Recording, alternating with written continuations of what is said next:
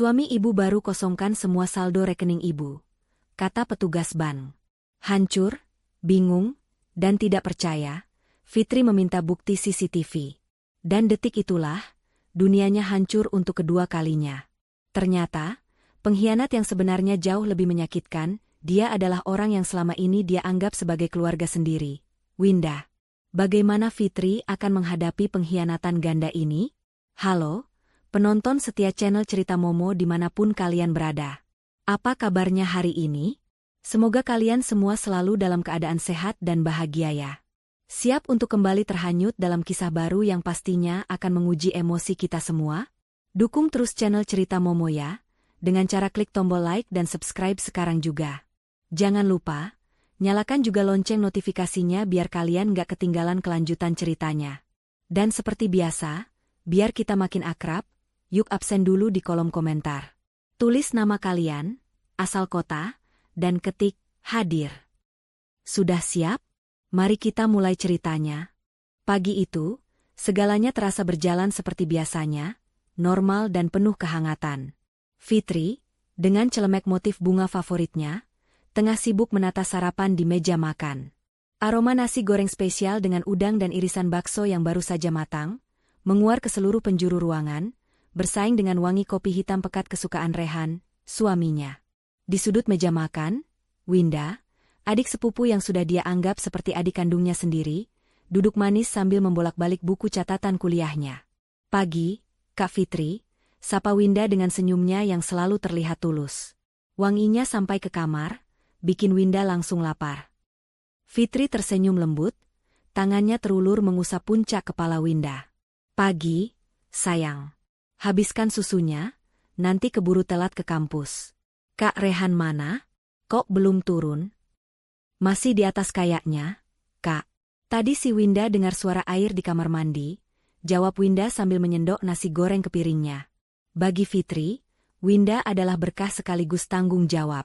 Sejak kedua orang tua Winda tiada dalam sebuah kecelakaan tragis 5 tahun silam, Fitrilah yang memboyong Winda untuk tinggal bersamanya dan Rehan. Dia membiayai kuliah Winda, memanjakannya dengan fasilitas, dan mencurahkan kasih sayang seorang kakak yang tulus.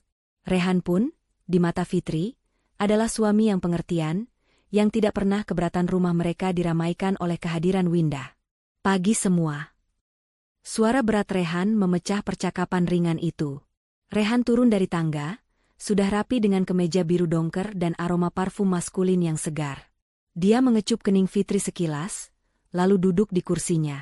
Wah, kelihatannya enak sekali sarapan pagi ini. Pasti dong. Ini kan nasi goreng cinta buatan Kak Fitri. Winda terkekeh, berusaha menggoda. Ah, kamu ini bisa saja, Win, sahut Fitri, pipinya sedikit merona. Dia menuangkan kopi untuk Rehan. Pagi itu terasa begitu sempurna. Setelah sarapan, Rehan pamit berangkat bekerja. Winda pun biasanya akan berangkat ke kampus. Namun hari ini dia bilang kelasnya dimulai sedikit siang. Jadi, Winda memutuskan membantu Fitri membereskan meja makan. Fitri merasa sangat bersyukur memiliki mereka berdua. Saat Fitri sedang mencuci piring di dapur, ditemani Winda yang mengelap piring-piring kering, ponselnya yang tergeletak di meja pantry berdering nyaring. Sebuah nomor tidak dikenal tertera di layar. Fitri mengeringkan tangannya di celemek, lalu mengangkat panggilan itu. Halo, selamat pagi. Halo, selamat pagi. Suara seorang pria terdengar di seberang sana. Nada suaranya terdengar formal, namun ada sedikit keraguan yang aneh. Maaf, apa benar ini dengan Ibu Fitri, istri dari Bapak Rehan Aditama? Jantung Fitri tiba-tiba berdebar sedikit lebih cepat. Perasaan tidak enak mulai menjalari hatinya. Iya, benar. Saya sendiri. Ada apa ya, Pak? Pria di seberang sana terdengar menarik napas panjang, seolah sedang mengumpulkan kekuatan untuk menyampaikan sesuatu yang berat. Ibu, kami dari pihak Rumah Sakit Kencana. Kami harus menyampaikan kabar duka. Kabar duka? Seketika, sendok sayur yang masih dipegang Fitri terlepas dari genggamannya. Prang! Sendok itu jatuh menghantam lantai keramik, menimbulkan bunyi nyaring yang memekakan telinga. Winda yang sedang mengelap piring sampai terlonjak kaget. Kak, Kakak kenapa? Fitri tidak menjawab. Pandangannya kosong, fokusnya terkunci pada suara di telepon. Dunianya seakan berhenti berputar. Pria itu melanjutkan, suami ibu, Bapak Rehan Aditama, mengalami kecelakaan fatal di ruas tol pagi ini. Mobil beliau menghantam pembatas jalan. Mohon ibu. Fitri tidak sanggup mendengar lebih lanjut. Tubuhnya lemas seketika. Enggak mungkin. Lirihnya, suaranya bergetar hebat. Bapak pasti salah sambung. Suami saya baru saja berangkat kerja. Dia baik-baik saja. Maafkan kami, Bu. Suara pria itu terdengar penuh penyesalan. Data dari STNK mobil dan KTP di dompet korban sudah kami konfirmasi. Identitasnya adalah Bapak Rehan Aditama. Saat tim medis kami tiba di lokasi, kondisi beliau sudah. Beliau dinyatakan meninggal dunia di tempat. Meninggal dunia. Dua kata itu menghantam kesadaran Fitri seperti palu godam raksasa. Ponsel di tangannya melorot, namun masih tergenggam erat. Kakinya tak lagi sanggup menopang berat tubuhnya. Fitri ambruk ke lantai, di antara pecahan keramik dan genangan air sabun cuci piring. Tidak Rehaan. Bohong. Ini pasti bohong. Tangis histeris Fitri meledak, memecah keheningan pagi yang tadinya damai. Dia memukul-mukul dadanya yang terasa sesak, seakan pasokan udara di seluruh dunia telah direnggut darinya. Winda, yang sedari tadi mematung kaget, akhirnya tersadar. Dia menjatuhkan piring dan lap yang dipegangnya, lalu segera berlari menghampiri Fitri.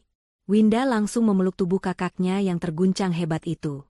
Kak, ada apa? Siapa yang telepon? Kakak kenapa nangis kayak gini?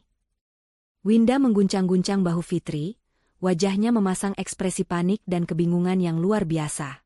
Fitri, dalam isak tangisnya yang memilukan, hanya bisa menunjuk ponselnya yang masih menyala di lantai. Rehan, Mas Rehan dia?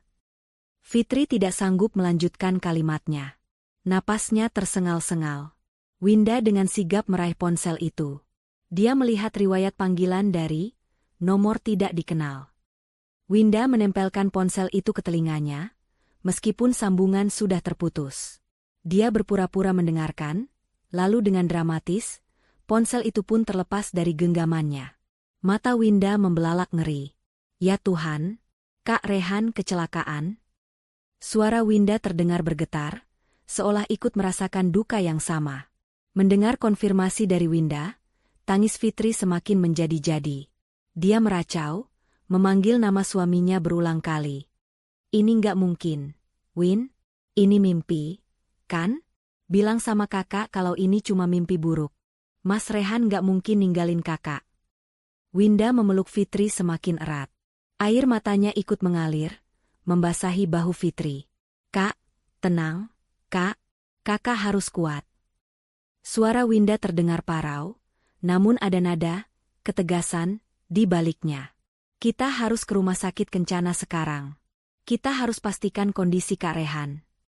Fitri sudah kehilangan akal sehatnya. Dia linglung.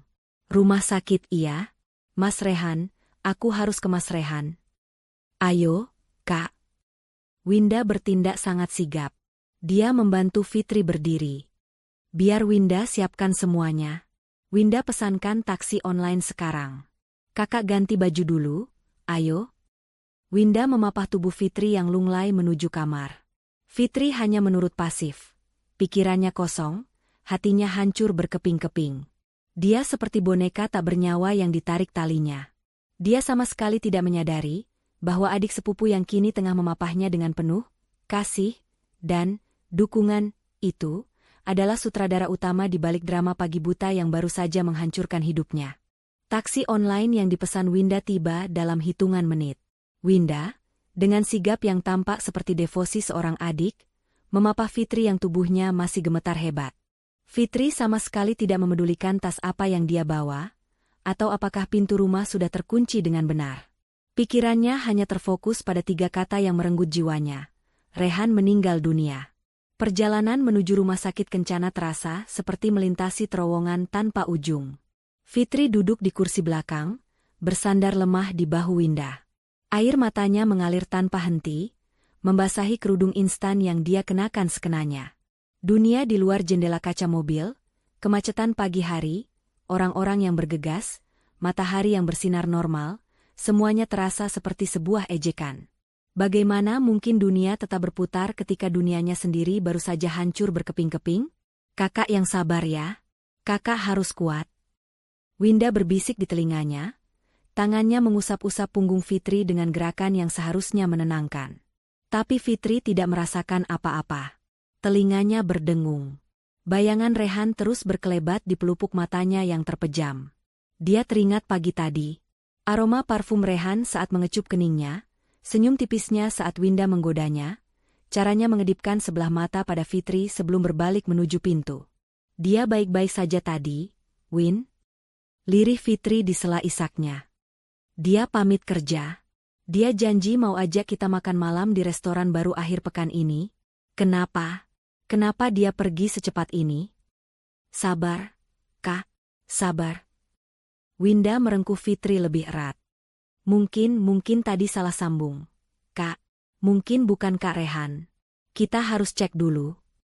Hati Fitri mencengkeram harapan rapuh itu. Benar.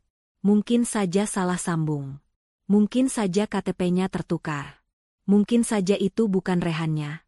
Ya, dia harus percaya itu. Di tengah lamunan pilu itu, saat Fitri berusaha meyakinkan dirinya sendiri bahwa ini semua hanyalah mimpi buruk, sebuah dering ponsel lain memecah keheningan di dalam taksi. Itu adalah ponsel Fitri yang satu lagi, yang khusus dia gunakan untuk urusan perbankan dan bisnis. Windalah yang pertama bereaksi. Kak, HP kakak bunyi lagi. Fitri, dengan pandangan mata yang masih kosong, merogoh tasnya. Tangannya yang gemetar kesulitan menemukan benda itu. Winda membantunya mengambilkan. Sebuah nomor korporat yang familiar tertera di layar. Bank Prioritas. Kenapa bank telepon pagi-pagi? Gumam Fitri, suaranya parau. Mungkin mau menawarkan asuransi atau apa? Kak, nggak usah diangkat dulu, kakak lagi kalut, cegah Winda dengan nada cemas. Tapi Fitri, dengan sisa-sisa kesadarannya, menekan tombol hijau. Dia tidak ingin diganggu rentetan telepon lagi. Halo? Sapanya, suaranya nyaris tak terdengar. Selamat siang, Ibu Fitri Aditama. Suara di seberang terdengar jelas, profesional, dan tegas. Sangat kontras dengan suara pria dari rumah sakit tadi. Iya. Mohon maaf mengganggu waktunya, Ibu. Kami dari Bank Prioritas Cabang Utama. Kami hanya ingin melakukan konfirmasi standar. Apakah Ibu baru saja melakukan penarikan seluruh saldo tabungan dan deposito Ibu senilai total 5,7 miliar rupiah? Keheningan melanda. Otak Fitri yang sudah dipenuhi kabut duka, berusaha keras mencerna rentetan kata-kata itu. 5,7 miliar. Seluruh saldo. Baru saja. Apa? Fitri terbatuk, dadanya terasa semakin sesak. Bapak bicara apa? Saya tidak melakukan penarikan apa-apa. Saya sedang dalam perjalanan ke rumah sakit. Suami saya meninggal. Pak, teriak Fitri, histerianya kembali pecah. Kalian jangan main-main. Saya sedang berduka. Sopir taksi yang mendengar teriakan itu sampai sedikit terkejut, melirik dari kaca spion. Winda mengelus punggung Fitri. Kak, tenang, Kak, Pak. Bapak salah orang kali. Kakak saya lagi berduka, bentak Winda ke arah ponsel. Pria di bank itu terdiam sejenak. Mungkin terkejut mendengar respons emosional itu. Tapi kemudian dia melanjutkan dengan nada yang lebih hati-hati, namun tetap tegas. Mohon maaf, Ibu Fitri. Kami sangat bersimpati dengan kondisi Ibu. Tapi, data di sistem kami tidak mungkin salah.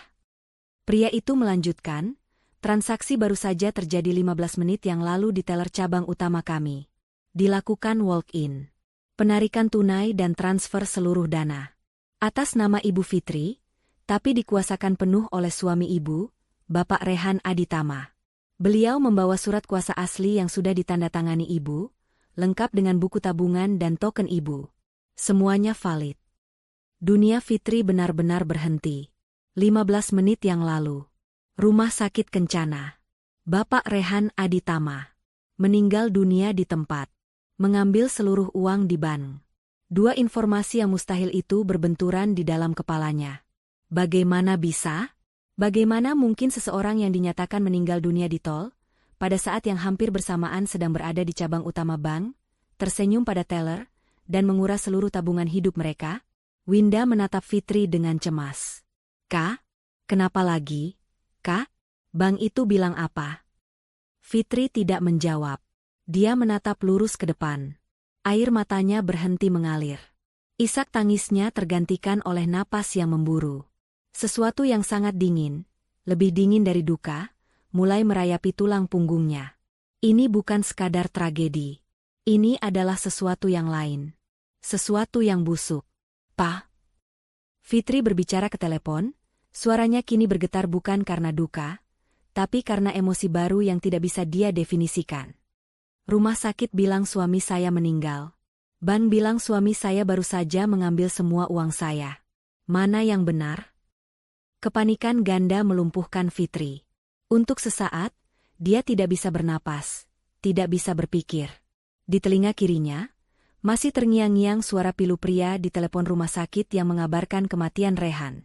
Di telinga kanannya, suara tegas petugas bank masih terpatri, merinci pengkhianatan finansial yang baru saja terjadi. Gimana, Kak?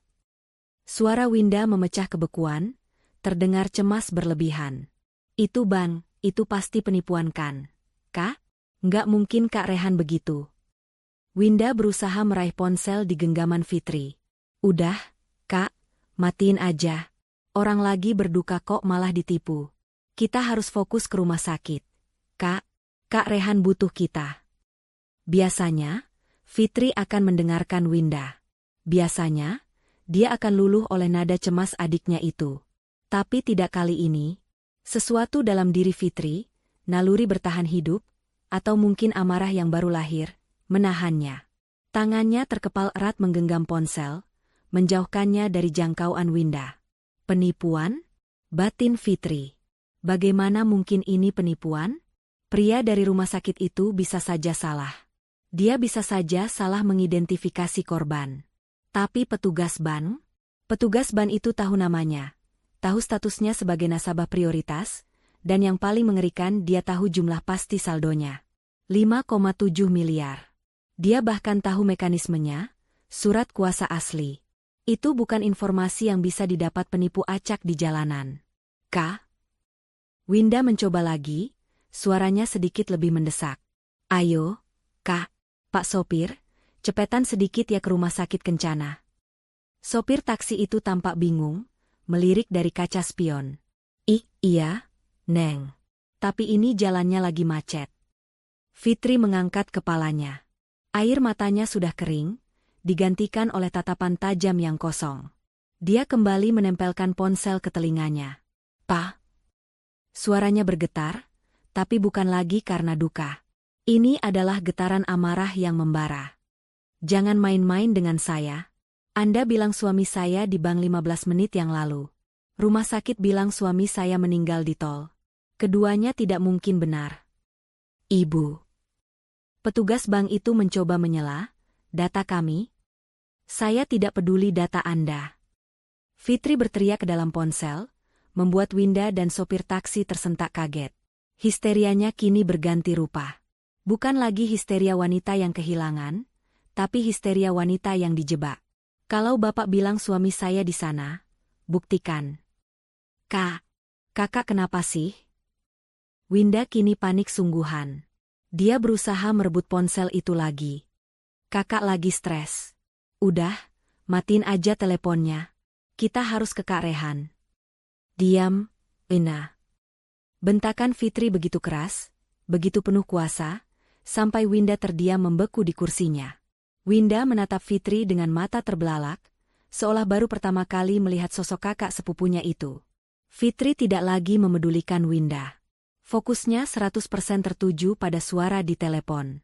Dia menarik napas panjang, mencoba mengendalikan gemetar di suaranya, mengubahnya menjadi baja dingin. Pak, dengarkan saya baik-baik, desis Fitri, nadanya datar dan mematikan. Saya, Fitri Aditama, nasabah prioritas Anda. Saya minta Anda kirimkan saya bukti CCTV bank sekarang juga. Petugas bank itu terdengar ragu. Ibu, itu melanggar prosedur privasi. Kami tidak bisa. Prosedur? Fitri tertawa, tapi tawa itu terdengar lebih menakutkan daripada tangisan. Anda baru saja bilang mungkin suami saya baru saja menguras seluruh tabungan hidup saya. Di saat yang bersamaan rumah sakit bilang suami saya meninggal. Nyawa dan uang saya sedang dipertaruhkan, dan Anda bicara soal prosedur. Fitri tidak memberi jeda. Kirimkan saya screenshot rekaman CCTV-nya saat ini juga. Kirim ke email pribadi saya. Anda punya data saya. Anda tahu email saya. Saya mau lihat, siapa pria yang Anda sebut sebagai Rehan Aditama, itu. Lakukan sekarang, atau saya akan datang ke kantor cabang Anda dan menghancurkan tempat itu. Dan saya bersumpah, saya akan menuntut bank Anda karena membiarkan ini terjadi. Keheningan panjang tercipta di ujung telepon. Petugas bank itu jelas sedang menimbang risiko. Ancaman seorang nasabah prioritas yang histeris dan baru saja kehilangan miliaran rupiah bukanlah hal sepele. Akhirnya, suara itu kembali terdengar, kali ini lebih lunak. Baik, Ibu Fitri.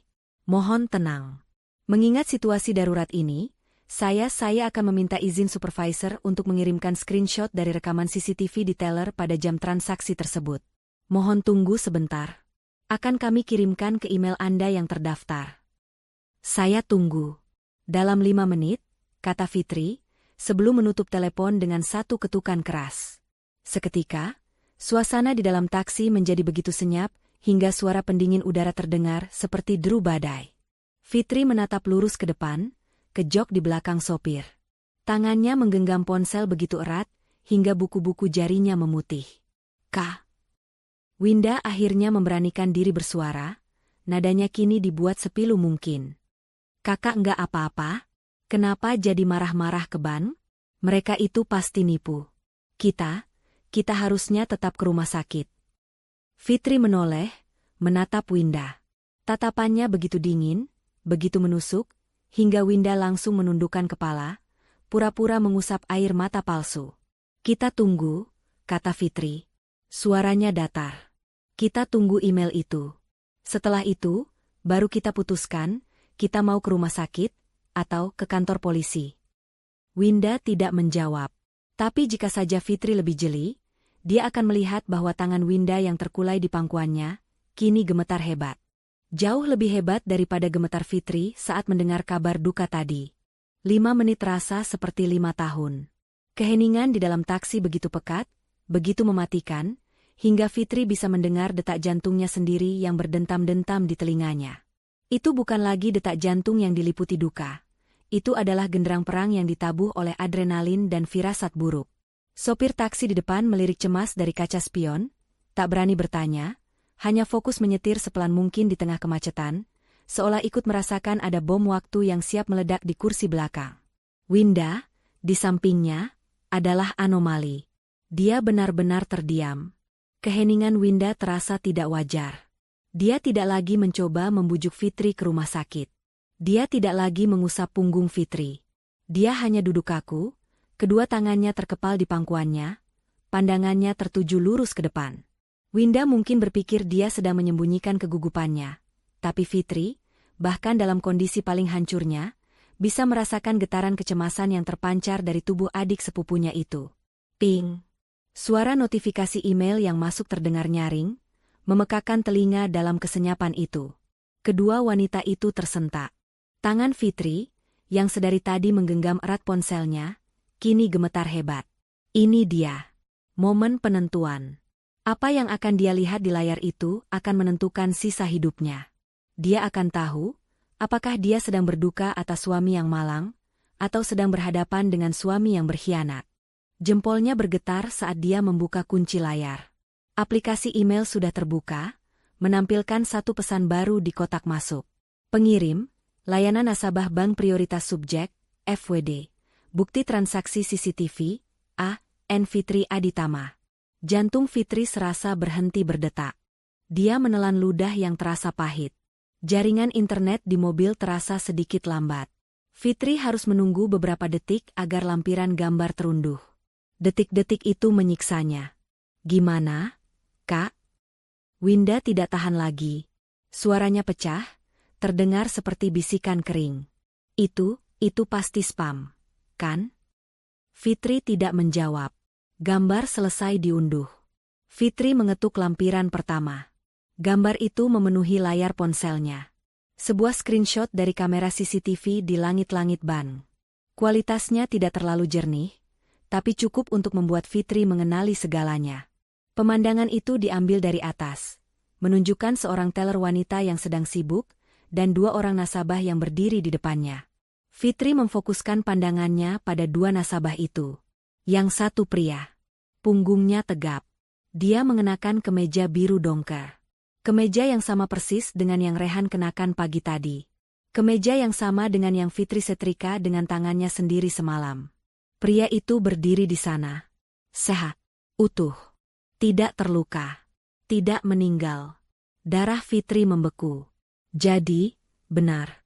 Panggilan dari rumah sakit itu adalah kebohongan. Penipuan. Rehannya tidak meninggal. Rehannya merampoknya. Rasa sakit yang baru, yang jauh lebih tajam dan menghina daripada duka, menghantam dada Fitri. Dia merasa mual. Air mata amarah mulai menggenang di pelupuk matanya. Tegak kamu, Mas, tegak. Desisnya tertahan. Tapi kemudian, dia melihat lampiran kedua. Dia mengetuknya. Lampiran ini adalah screenshot dari kamera lain. Kamera yang diletakkan setinggi wajah, mungkin di dekat mesin ATM, menangkap sudut yang berbeda dari antrean teller yang sama. Kualitasnya jauh lebih jelas. Jantung Fitri benar-benar berhenti. Napasnya tercekat di tenggorokan. Pria di foto itu memang Rehan. Wajahnya terlihat jelas. Dia tidak terlihat tegang atau tertekan. Sebaliknya, dia tersenyum sinis ke arah teller. Namun, bukan Rehan yang membuat dunia Fitri runtuh untuk kedua kalinya pagi itu. Itu adalah sosok di sebelahnya. Sosok wanita muda. Wanita yang berdiri sangat dekat dengan Rehan. Wanita yang sedang memegang setumpuk dokumen dan token bank yang Fitri simpan di laci meja riasnya. Fitri mengenalinya. Mata Fitri terpaku pada sosok itu. Dia kenal blus krem lengan panjang itu. Dia kenal jilbab moka yang membungkus wajah itu. Dia kenal tas selempang kecil yang menggantung di bahunya. Karena blus, jilbab, dan tas itu adalah yang sedang dipakai oleh Winda, yang duduk tepat 1 jengkal di sampingnya saat ini. Di dalam rekaman CCTV itu, Winda, adik sepupunya, adik manisnya, anak yatim piatu yang dia rawat, dia biayai, dia sayangi seperti darah dagingnya sendiri, sedang tersenyum penuh kemenangan ke arah Rehan. Tangan mereka bahkan bersentuhan ringan di atas meja teller. Fitri merasa mual yang hebat. Perutnya seperti diaduk-aduk. Pengkhianatan Rehan sudah cukup untuk membunuhnya. Tapi ini, ditusuk dari belakang oleh Winda, orang yang paling dia lindungi ini adalah kiamat. Dia baru sadar. Windalah yang tahu di mana dia menyimpan surat-surat berharga. Windalah yang sering melihatnya memasukkan PIN M-Banking. Windalah yang pagi tadi bersikap paling panik dan paling sigap. Bukan. Winda tidak panik. Dia sedang berakting. Ponsel itu melorot dari genggaman Fitri, jatuh ke pangkuannya. Fitri mengangkat kepalanya perlahan. Sangat perlahan. Dia menoleh, menatap wajah Winda. Winda, yang merasakan tatapan maut itu, balas menatap Fitri. Wajahnya pucat pasi. Dia melihat ekspresi di wajah Fitri, ekspresi yang bukan lagi duka, tapi horor dan kebencian, dan Winda tahu. Dia tahu, Fitri sudah melihatnya. Kak. Wina tergagap. Itu pasti editan. Kan? Itu penipuan bank. Kan, Kak? Suara Winda bergetar hebat. Aktingnya telah hancur.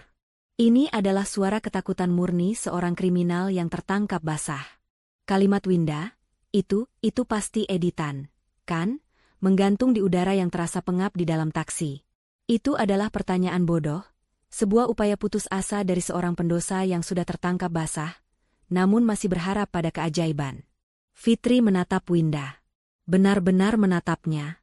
Bukan lagi tatapan seorang kakak yang menyayangi, tapi tatapan seorang hakim yang baru saja melihat bukti kejahatan yang tak terbantahkan. 1 detik, 2 detik, 3 detik. Di dalam 3 detik itu, seluruh duka di hati Fitri menguap. Rasa sakit karena kehilangan Rehan lenyap, seolah tidak pernah ada. Yang tersisa adalah lautan api amarah yang dingin, membeku, dan sangat mematikan. Dia baru saja melihat ular yang dia rawat, dia beri makan, dan dia tidurkan di rumahnya. Kini menunjukkan taringnya. Winda tidak tahan ditatap seperti itu. Dia mulai gelisah. Kakak, jangan diam aja. Itu jahat banget bannya. Bikin foto palsu. Kak, kita harus ke rumah sakit Kencana. Kak Rehan butuh kita. Winda mencoba meraih tangan Fitri, mungkin untuk memohon, mungkin untuk menenangkan. Tapi Fitri menarik tangannya. Gerakannya cepat dan tegas, seolah baru saja disentuh oleh sesuatu yang najis. Winda tersentak. Sopir taksi, yang merasakan aura mencekam di kursi belakang, melirik lagi lewat kaca spion. Gimana, Bu? Jadi ini kita tetap ke Kencana? Tanyanya ragu. Otak Fitri bekerja secepat kilat. Dia tidak bisa mengamuk di sini. Dia tidak bisa menghajar Winda di dalam taksi sempit ini. Winda adalah pengkhianat. Rehan adalah pengkhianat. Mereka berdua adalah komplotan. Dia tidak tahu apalagi rencana mereka. Menjerit di sini hanya akan membuat Winda panik. Mungkin nekat, atau mungkin kabur saat taksi berhenti. Dia sadar, dia sedang duduk persis di sebelah musuhnya. Dia harus pura-pura. Sama seperti Winda yang pandai berpura-pura panik. Kini, giliran Fitri yang harus berpura-pura bodoh. Perlahan, ekspresi kebencian di wajah Fitri luntur. Dia mengedipkan matanya beberapa kali, seolah baru tersadar dari linglung. Dia mengunci layar ponselnya, menyembunyikan gambar laknat itu dari pandangan. Ya Tuhan! Desah Fitri, suaranya dibuat serak dan lelah. Dia memijat pelipisnya. Winda menatapnya dengan waspada. Kamu benar, Win, lanjut Fitri, suaranya gemetar, tapi kali ini gemetar yang dia ciptakan. Itu pasti editan. Nggak mungkin kamu. Wajah Winda yang pucat pasi seketika sedikit mengendur. Dia melihat secercah harapan. Fitri, kakaknya yang bodoh dan terlalu percaya itu, tampaknya benar-benar berpikir itu adalah editan. Iya kan, Kak? Winda langsung menyambar. Akting cemasnya kembali. Winda nggak mungkin kayak gitu sama kakak. Itu fitnah. Itu pasti penipuan ban yang mau cari-cari alasan. Ayo, Kak, kita jangan pikirin itu dulu. Kita harus ke Kak Rehan. Winda mulai menangis. Palsu. Lagi, Winda khawatir banget sama Kak Rehan. Fitri menatap adiknya itu. Akting yang bagus sekali, batin Fitri. Iya, Win kamu benar, kata Fitri pelan. Kakak pusing. Kakak terlalu syok dengar kabar Mas Rehan, jadi pikiran kakak kacau. Dia menyandarkan kepalanya ke jendela, membelakangi Winda. Kita ke rumah sakit. Ya, kita ke rumah sakit. Winda menghela napas lega. Hampir saja, pikirnya. Dia tidak tahu bahwa Fitri, yang kini membelakanginya, sedang menatap pantulan wajah Winda di kaca jendela dengan tatapan penuh perhitungan. Fitri tidak lagi menangis. Dia sedang menyusun strategi. Dia tahu, dia tidak boleh ke rumah sakit Kencana. Tidak ada apa-apa di sana selain kebohongan. Dia juga tidak bisa pulang. Rehan dan Winda mungkin sudah merencanakan sesuatu di rumah. Dia juga tidak bisa ke bank sendirian. Dia butuh pihak berwajib. Fitri menegakkan tubuhnya sedikit. Pak sopir, panggil Fitri, suaranya masih dibuat lemah. Iya, Bu. Maaf, Pak. Saya mau kirim pesan ke ibu saya, tapi sepertinya sinyalnya jelek sekali di belakang. Baterai saya juga mau habis. Boleh saya pinjam? Tidak. Boleh saya lihat GPS Bapak di depan? Mau pastikan saja rute ke Kencananya, biar saya bisa kabari keluarga, kata Fitri panjang lebar. Itu adalah alasan yang dibuat-buat, tapi Winda tidak curiga. Winda hanya ingin mereka cepat, sampai ke rumah sakit palsu itu. Oh, boleh, Bu. Ini, kata sopir itu, menunjuk ponselnya yang terpasang di dashboard. Fitri mencondongkan tubuhnya ke depan, seolah-olah ingin melihat layar GPS itu. Posisi ini membuatnya berada persis di antara dua kursi depan, dan Winda tidak bisa melihat apa yang dia lakukan dengan tangannya. "Oh, iya lewat situ ya, Pak," kata Fitri, berpura-pura mengamati peta. Kemudian, dengan gerakan cepat, dia mengambil ponselnya. Dia tidak membuka kunci layarnya. Dia hanya mengetik cepat di layar, catatan darurat, yang bisa diakses tanpa PIN. Dia mengetik sebuah pesan.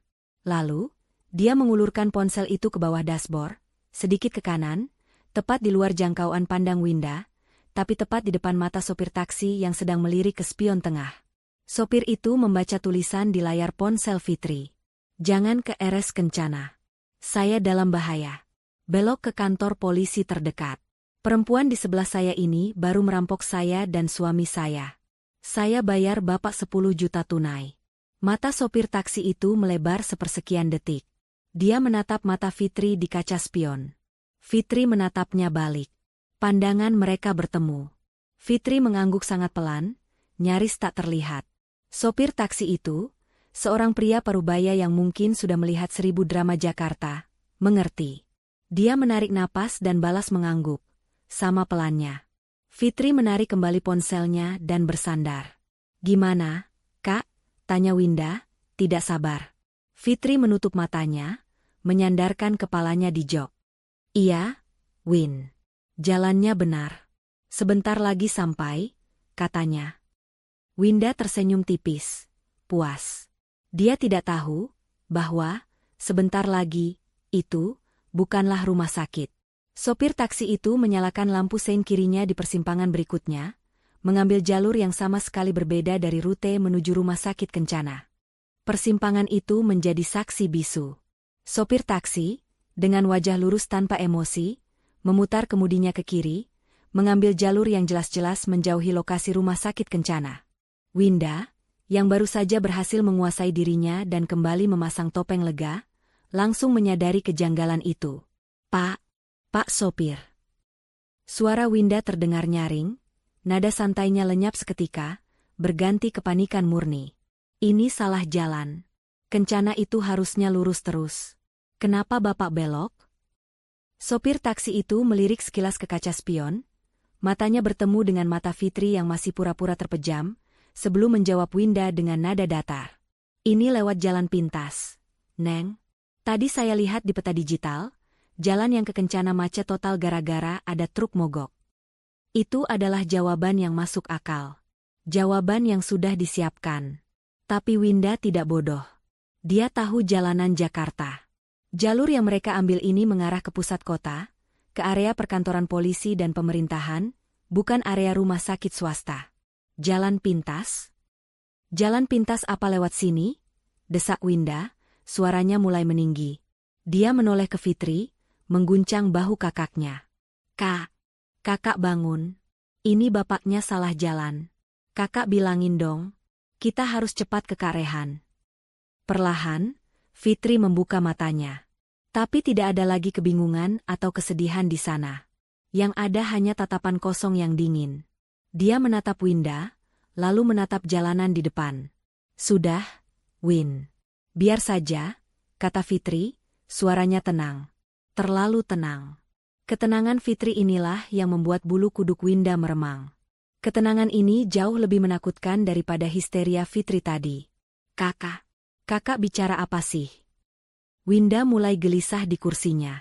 "Kita ini mau ke rumah sakit, Kak Rehan." "Kita memang mau, sampai." "Win," potong Fitri, matanya kini menatap lurus ke sebuah gedung besar berwarna krem dan coklat yang menjulang di depan mereka. Sebuah gedung yang sangat Winda kenali dari berita-berita di televisi. Jantung Winda serasa jatuh ke perutnya. Dia membaca plang nama raksasa di depan gedung itu, Kepolisian Resor Metropolitan. "Polisi?"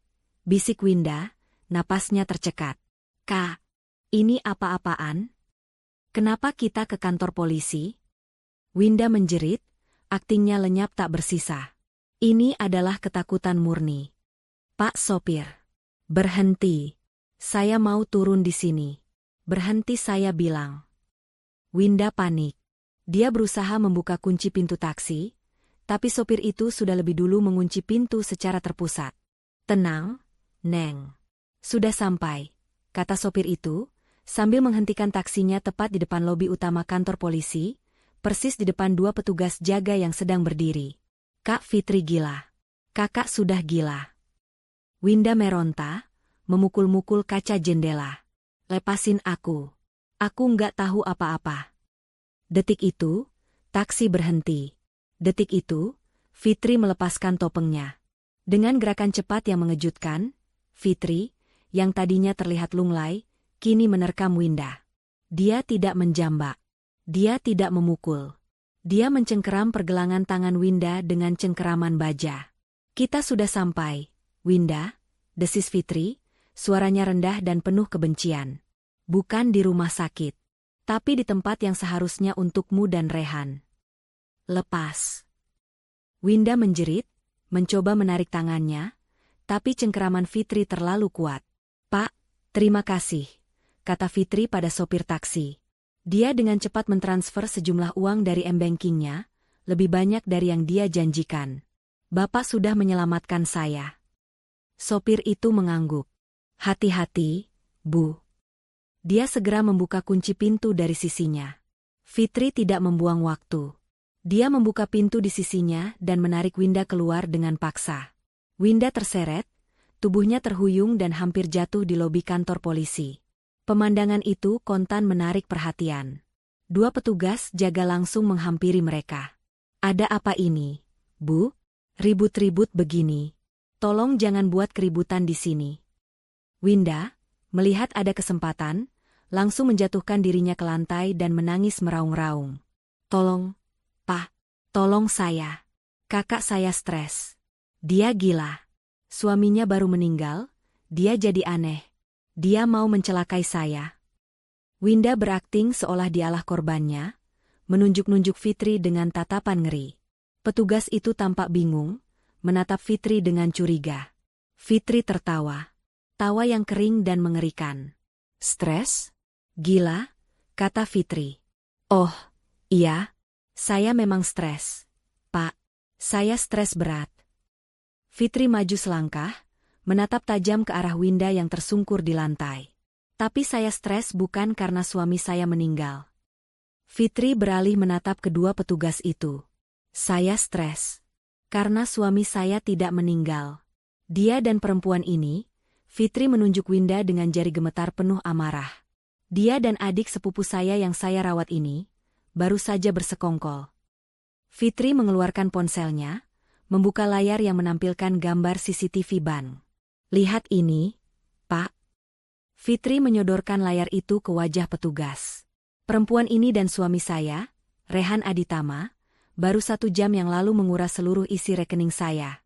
Miliaran, Pak. Mereka membuat laporan kematian palsu suami saya agar saya panik dan tidak sadar. Lihat wajahnya. Itu dia, kan? Sama persis. Winda membeku. Tangisannya berhenti seketika saat melihat gambar CCTV itu. Dia sudah tamat. Seluruh lobi kantor polisi itu seakan membeku. Dua petugas jaga yang tadinya mengira hanya sedang melerai pertengkaran keluarga biasa, kini tertegun. Mata mereka beralih cepat, dari layar ponsel di tangan Fitri, ke wajah Winda yang tersungkur di lantai, lalu kembali lagi ke layar. Di layar ponsel itu, gambar screenshot dari CCTV bank terpampang jelas. Seorang wanita muda berjilbab mocha, mengenakan blus krem, sedang tersenyum puas di samping seorang pria. Di lantai lobi, seorang wanita muda berjilbab mocha, mengenakan blus krem yang sama persis, sedang menangis histeris dengan wajah pucat pasi. Kebenarannya telanjang. Tidak perlu diselidiki. Bukti itu mengenakan pakaiannya sendiri. Pak, jangan percaya. Winda, menyadari tatapan petugas itu, mulai meracau putus asa. Ini adalah pertahanan terakhirnya. Itu editan. Pak, sumpah. Itu bukan saya.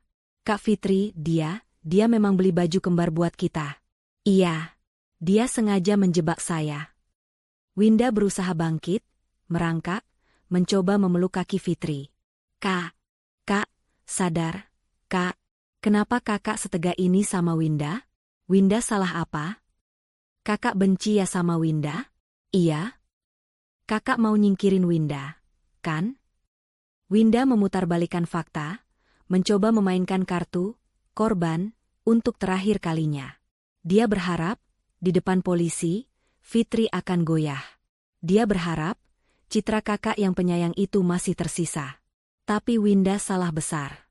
Fitri menatap Winda yang memeluk kakinya dengan tatapan jijik, seolah sedang melihat kecoak yang menempel di sepatunya.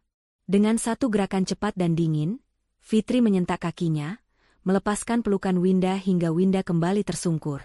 "Cukup, Winda," desis Fitri. Suaranya datar, tanpa emosi, tapi lebih tajam dari silet. "Aktingmu sudah selesai." Fitri beralih ke petugas polisi. Dia tidak lagi berteriak. Dia berbicara dengan ketenangan yang menakutkan. "Pak," katanya, menunjukkan layar ponselnya lagi. "Bapak lihat timestamp di email ini?" Dia menunjuk baris paling atas di email dari bank. "Ini dikirim oleh bank prioritas 15 menit yang lalu. Dan lihat ini." Fitri membuka lampiran kedua, yang menunjukkan wajah Winda dan Rehan dari sudut yang lebih jelas. "Bapak lihat ini." Fitri memperbesar gambar itu, tepat di setumpuk dokumen yang Winda pegang di CCTV. "Itu buku tabungan saya. Itu token saya. Dan itu surat kuasa yang palsu. Bapak lihat jam transaksinya? Pukul 9.15 pagi." Dia lalu menunjuk riwayat panggilannya.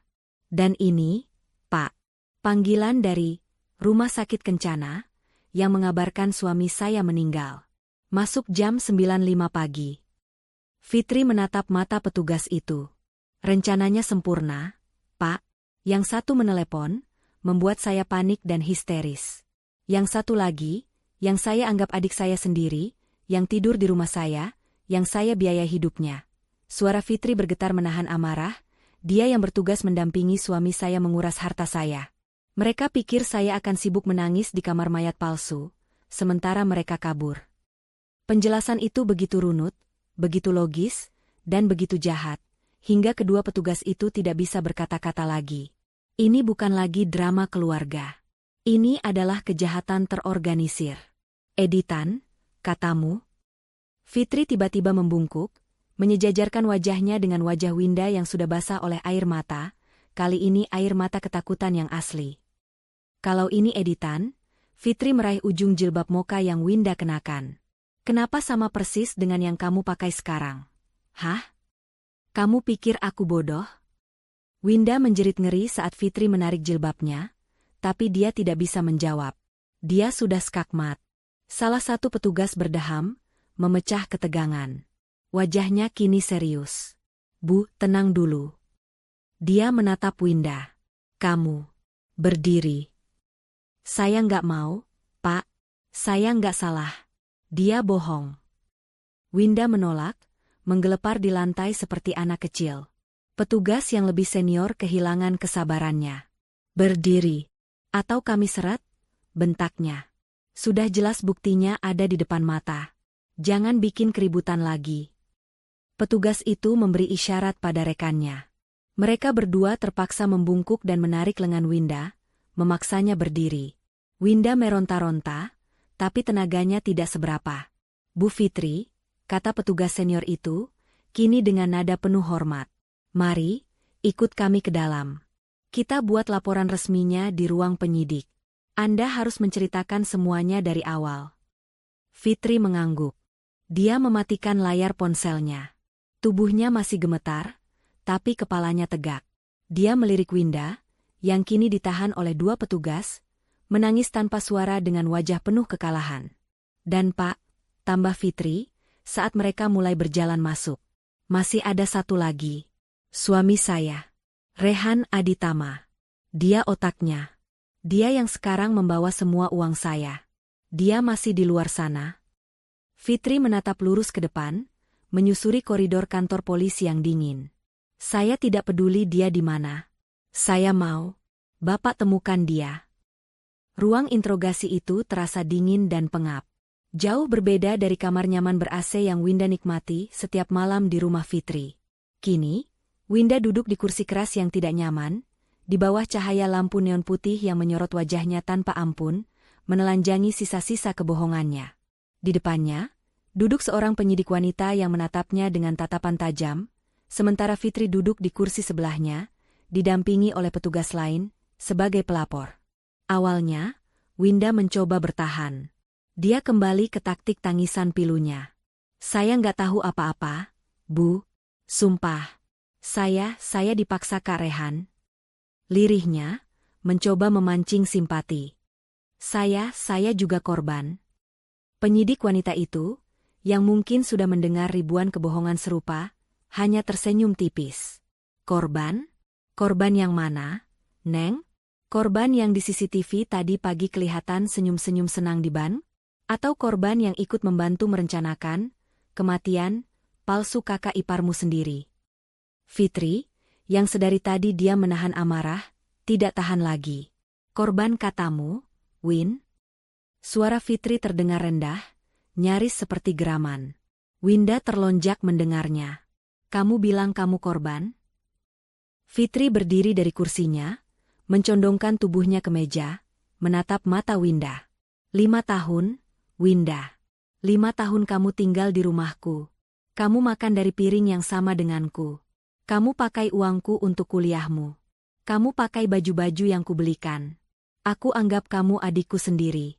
Adik kandungku. Setiap kata adalah sayatan. Winda semakin menunduk, bahunya terguncang. Dan ini balasanmu. Kamu bercinta dengan suamiku? Di bawah atap rumahku? Hah? Suara Fitri meninggi, syarat akan rasa sakit dan pengkhianatan yang tak terperi. Jawab, Winda. Sejak kapan? Tuntut Fitri. Winda masih diam, hanya menangis. Penyidik wanita itu menepuk bahu Fitri. Bu, biar kami yang tangani. Silakan duduk kembali. Ibu tenang saja. Penyidik itu lalu menggebrak meja. Tidak terlalu keras, tapi cukup untuk membuat Winda tersentak hebat. Jawab pertanyaannya, bentak penyidik itu. Jangan buang-buang waktu kami. Bukti CCTV sudah jelas. Bukti percakapan telepon palsu sedang kami lacak. Kamu sudah tidak bisa mengelak. Semakin kamu jujur, semakin ringan. Sejak kapan kamu ada hubungan dengan Rehan Aditama? Winda akhirnya pecah. Tangis aktingnya berubah menjadi raungan penyesalan. Atau mungkin, raungan ketakutan karena tertangkap. Setahun? Cicitnya disela isak tangis. Sudah setahun? Hati Fitri serasa diremas. Setahun.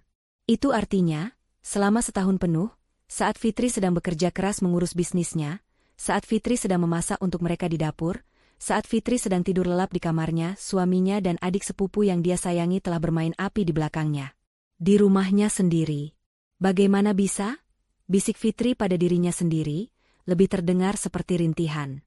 Winda, mungkin karena sudah tidak ada lagi yang bisa disembunyikan, akhirnya menumpahkan segalanya. Cerita itu mengalir deras bersama air matanya. Awalnya Kak Rehan yang mulai. Katanya, suaranya parau. Kak Rehan bilang dia kesepian. Kak Fitri terlalu sibuk kerja. Kak Fitri cuma peduli sama butik dan bisnis, nggak peduli sama dia. Fitri tertawa getir. Sibuk kerja? Aku kerja buat siapa? Aku kerja banting tulang juga untuk kalian berdua. Supaya kamu bisa kuliah. Supaya dia bisa pakai mobil mewah. Aku nggak tahu, Kak. Winda menjerit. Aku awalnya nolak. Tapi Kak Rehan terus-terusan, dia baik, dia kasih aku perhatian, dia kasih aku uang jajan lebih, dia belikan aku barang-barang yang nggak pernah kakak belikan. Disitulah letak intinya. Uang. Perhatian. Aku iri sama kakak. Winda akhirnya meledak, menatap Fitri dengan mata merah penuh kebencian. Kebenaran di balik selimut akhirnya terungkap. Aku iri, ulang Winda.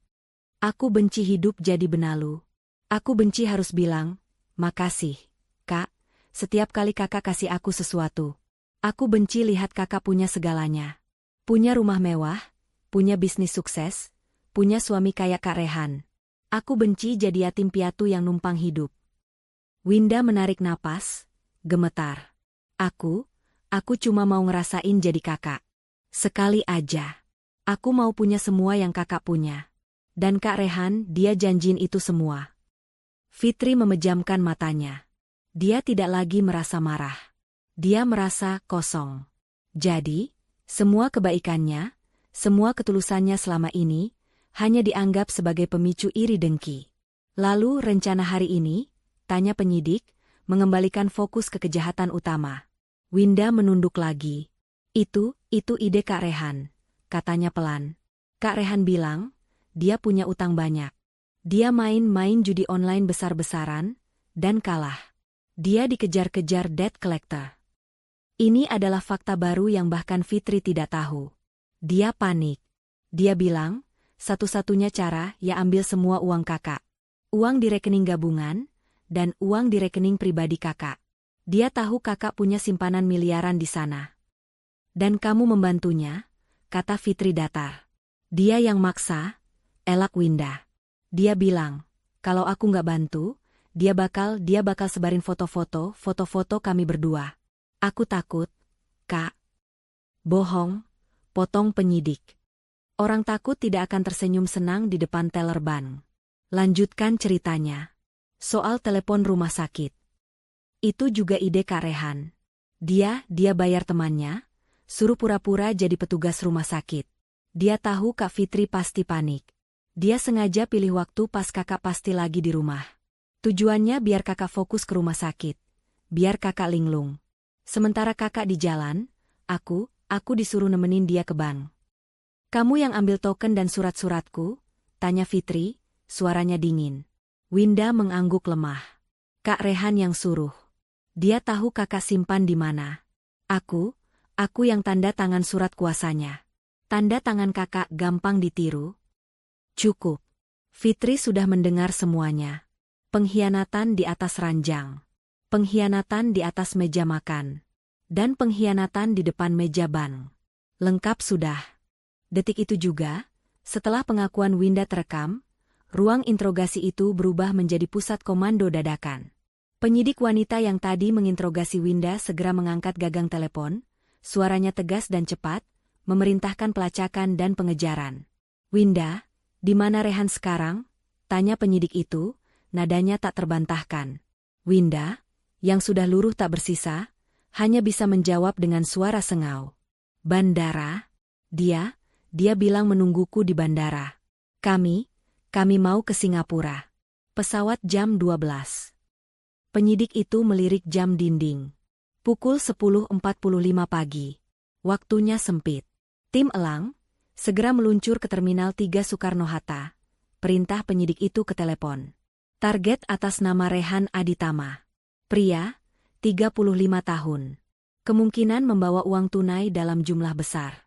Tahan di tempat. Fitri, yang sedari tadi duduk mematung, mendadak berdiri. Saya ikut.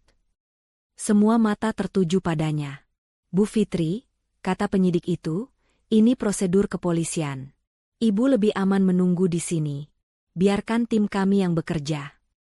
Tidak, potong Fitri, suaranya dingin seperti es. Dia suami saya. Dia memakai kemeja yang saya setrika pagi tadi untuk merampok saya. Saya tidak akan menunggu di sini sementara dia kabur tertawa-tawa. Saya mau lihat wajahnya saat dia ditangkap. Ada keteguhan dalam suara Fitri yang membuat penyidik itu terdiam.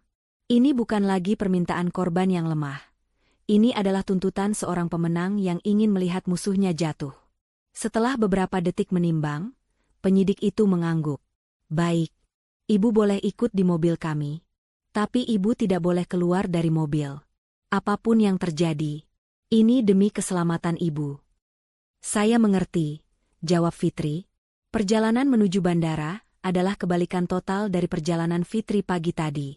Jika tadi dia duduk di taksi, menangis pilu karena duka palsu, kini dia duduk di mobil polisi tak bertanda, melaju kencang membelah kemacetan dengan sirine tersembunyi. Fitri tidak menangis. Dia tidak berbicara. Matanya menatap lurus ke depan. Di dalam kepalanya, kepingan puzzle itu tersusun dengan menyakitkan. Utang judi Rehan.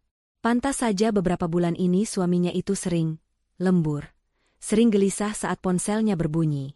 Pantas saja Winda, yang biasanya hanya memakai barang-barang pemberiannya, belakangan ini punya beberapa tas dan gadget baru yang Fitri tahu harganya mahal.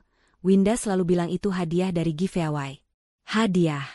Ya, hadiah dari pengkhianatan mereka. Dia pasti sudah ganti baju, kata Fitri tiba-tiba, memecah keheningan di mobil. Petugas yang menyetir meliriknya. Maksud ibu? Rehan. Dia tidak bodoh. Dia tidak akan memakai kemeja biru dongker yang sama dengan di CCTV ban. Dia pasti sudah ganti baju, jelas Fitri. Tapi cari koper. Koper hitam besar, merek Rimowa, handle-nya sedikit penyok di kiri atas. Dan satu tas jinjing kulit warna coklat. Dia pasti membawa tas itu. Uangnya ada di sana. Informasi detail itu langsung diteruskan via radio ke tim yang sudah siaga di bandara. Benar saja. Tepat pukul 11.30, mobil mereka tiba di lobi keberangkatan Terminal 3. Suasana riuh rendah. Fitri menuruti janjinya, dia tetap di mobil, tapi matanya menyapu kerumunan seperti elang. Tim di dalam bandara sudah bergerak. Dan di sana, di dekat kaunter check-in maskapai Singapura, seorang pria terlihat menonjol. Dia mengenakan kaos polo abu-abu, jauh berbeda dari kemeja biru dongker. Dia tampak gelisah, berdiri di samping koper hitam besar dengan handle kiri atas yang sedikit penyok. Rehan Aditama. Dia terus-menerus mengecek ponselnya, lalu menatap ke arah pintu masuk. Dia jelas sedang menunggu Winda. Dia terlihat kesal karena Winda terlambat. 4 petugas berpakaian preman bergerak senyap dari 4 penjuru, mengepung Rehan sebelum dia sempat menyadari apa yang terjadi. Rehan Aditama, sapa salah satu petugas, menepuk bahunya. Rehan menoleh, kesal. Iya, kenapa? Maaf saya lagi buru. Kalimatnya terputus saat dia melihat 2 petugas lain menutup jalur pelariannya. Wajahnya langsung pucat. Anda ditahan atas laporan dari Ibu Fitri Aditama, kata petugas itu. Apa? Fitri? Kalian siapa? Rehan panik. Dia refleks mencoba lari, mendorong kopernya ke arah petugas, tapi gerakannya sia-sia. Dalam 3 detik, kedua tangannya sudah diborgol di belakang punggungnya. Lepaskan saya. Saya nggak salah. Ini pasti Winda. Dia yang jebak saya. Rehan mulai berteriak, mengundang perhatian seluruh calon penumpang di sekitarnya. Tas jinjing kulit coklat yang dia pegang terjatuh. Resletingnya terbuka, dan beberapa gepok uang tunai, dolar Singapura dan rupiah, berhamburan keluar ke lantai keramik bandara. Pemandangan itu menyegel nasibnya. Fitri? Tiba-tiba, suara Rehan berubah menjadi bisikan ngeri. Fitri sudah berdiri di sana. Dia melanggar janjinya. Dia keluar dari mobil. Dia berdiri sekitar 10 meter dari Rehan, di balik pilar, menatap suaminya dengan kacamata hitam yang menyembunyikan matanya. Melihat Fitri di sana, berdiri tegak, bukan menangis di kamar mayat, adalah pukulan yang lebih telak daripada borgol di tangannya. Rehan sadar. Rencananya tidak hanya gagal, rencananya hancur berantakan. Saat itu juga, di lantai bandara yang ramai, penyesalan itu datang. Bukan penyesalan karena berkhianat. Bukan penyesalan karena menyakiti. Tapi penyesalan murni karena tertangkap. Fitri. Rehan menjerit, suaranya kini berubah pilu. Arogansinya lenyap. Dia menjatuhkan dirinya ke lutut, sejauh yang borgol itu izinkan. Sayang, dengerin aku. Ini semua salah paham. Ini semua ulah Winda. Dia yang meracuni otakku. Dia yang menggodaku. Fitri hanya diam menatapnya. Aku hilaf, Fit. Aku punya utang. Aku terpaksa. Tapi uangnya mau aku balikin. Sumpah. Rehan mulai menangis, wajahnya memelas. Persis seperti Winda. 2 pengkhianat, 1 skenario. Fitri, tolong aku. Bilang sama polisi ini salah paham. Kamu tahu aku cinta sama kamu, kan? Fit, tolong aku. Aku janji bakal sujud di kakimu. Fitri. Petugas menarik Rehan berdiri dengan paksa. Sudah, jangan bikin drama. Aktornya sudah ketangkap satu lagi di kantor. Saat Rehan diseret melewati Fitri, dia masih terus berteriak. Fitri, maafkan aku. Jangan tinggalin aku. Fitri. Fitri tetap diam. Dia hanya menatap lurus saat pria yang dia cintai, pria yang dia rawat, pria yang dia percayai, diseret pergi seperti pencuri rendahan. Dia tidak merasakan apa-apa lagi selain kelegaan yang dingin. Sore itu, Fitri melangkah keluar dari gedung kepolisian Resor Metropolitan. Pagi tadi, dia masuk ke gedung ini sebagai korban yang hancur, linglung, dan dikhianati. Sekarang, dia keluar sebagai seorang penyintas yang tatapannya teguh.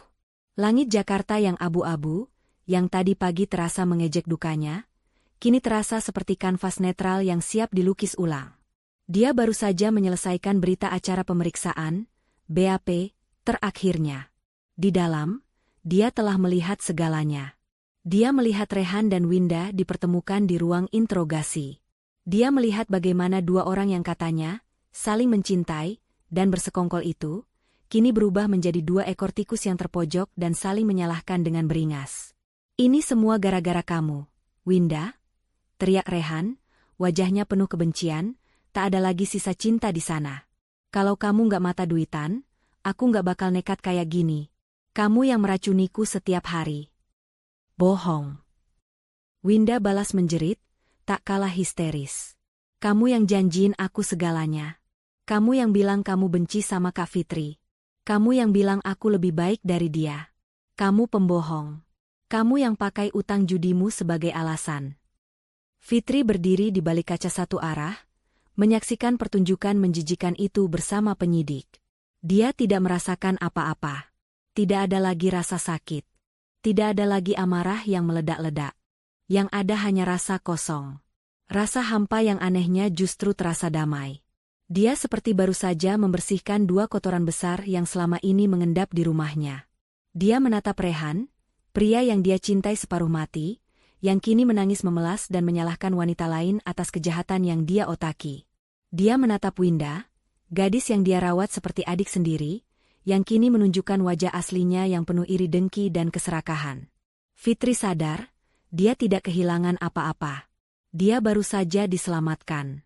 Dia berbalik dari kaca itu, bahkan sebelum pertengkaran mereka selesai. Dia sudah tidak peduli lagi.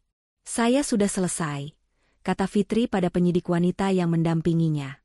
Suaranya tenang dan mantap. "Semua bukti sudah saya serahkan. Termasuk akses ke rekening bisnis saya, yang untungnya tidak mereka ketahui." Fitri menghela napas. "Saya mau mengajukan gugatan cerai secepatnya. Saya mau menuntut mereka berdua dengan pasal berlapis. Penipuan, penggelapan, pemalsuan dokumen, dan pencucian uang. Pastikan mereka mendapatkan hukuman yang setimpal." Penyidik itu mengangguk. "Anda bisa tenang, Bu Fitri. Uang ibu yang di bandara berhasil kami amankan seluruhnya. Dan yang sudah ditransfer, sedang kami bekukan. Bukti ibu sangat kuat. Mereka tidak akan lolos."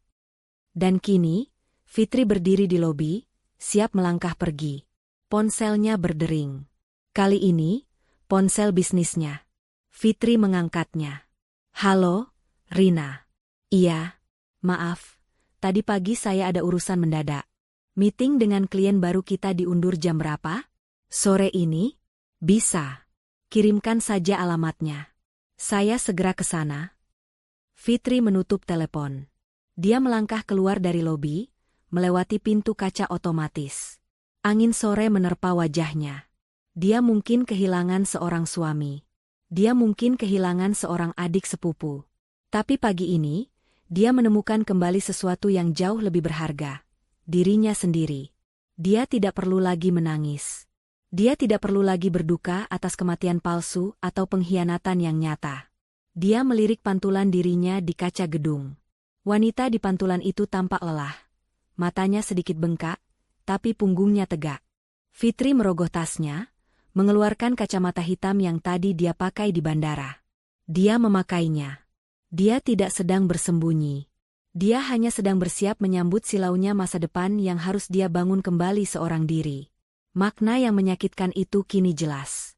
Terkadang, musuh terbesar dan pengkhianat paling berbisa, bukanlah orang asing di luar sana. Mereka adalah orang-orang yang tidur satu selimut dengan kita, makan satu meja dengan kita, dan memanggil kita, kakak. Fitri melangkah menuruni tangga. Dia memesan taksi online lain, kali ini bukan untuk pergi ke rumah sakit atau kantor polisi, tapi untuk pergi ke meeting bisnisnya. Hidupnya tidak berhenti hari ini. Sebaliknya, hidupnya baru saja dimulai. Pesan moral. Musuh paling berbahaya bukanlah orang asing, melainkan pengkhianat yang kita beri kepercayaan dan makan satu meja dengan kita.